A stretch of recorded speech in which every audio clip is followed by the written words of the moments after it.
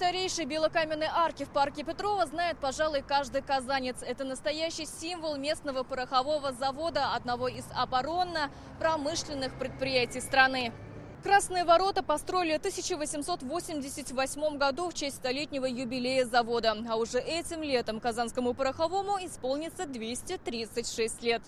Сейчас здесь трудится порядка 3000 человек. Аппаратчики, прессовщики, сборщики специзделий, инженеры и технологи. Выпускают оружейные заряды, порох для стрелкового оружия и продукцию гражданского назначения. Завод сегодня поддерживает обороноспособность страны. Госзаказ вырос в 2 раза, говорит генеральный директор. Завод развивается, модернизируется, строятся новые цеха, новые технологии, покупается очень много нового оборудования. Поэтому, конечно, идет развитие сегодня предприятия. Оборудование в основном все российское, поэтому практически у нас все вопросы импортозамещения, в том числе и по сырью, и по оборудованию, они решены. Очень дружный коллектив.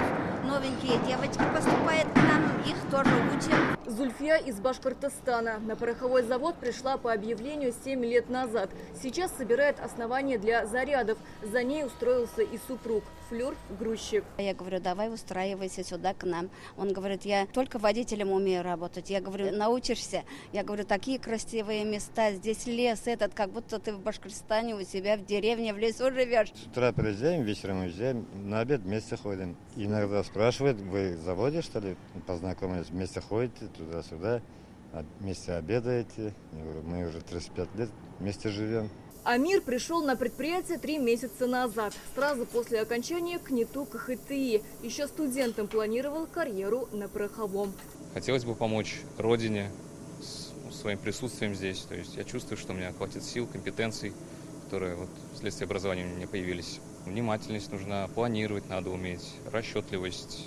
3 месяца у меня была стажировка мастера, после того аттестовался. Айдар из Самарской области. Отучился в КХТИ и его сразу взяли мастером. 27 лет стал начальником цеха. Отвечает за качество готовой продукции. Говорит, на предприятии большие перспективы.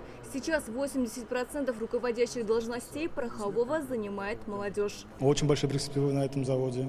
То есть вырасти от мастера до начальника участка, говорю, за 4 года можно подняться. У нас 42 дня отпуска. Зарплата устраивает, перспективы для молодежи, молодого специалиста, то есть здесь также льготы есть. У меня 2 одногруппника здесь работают, я позвал одногруппников.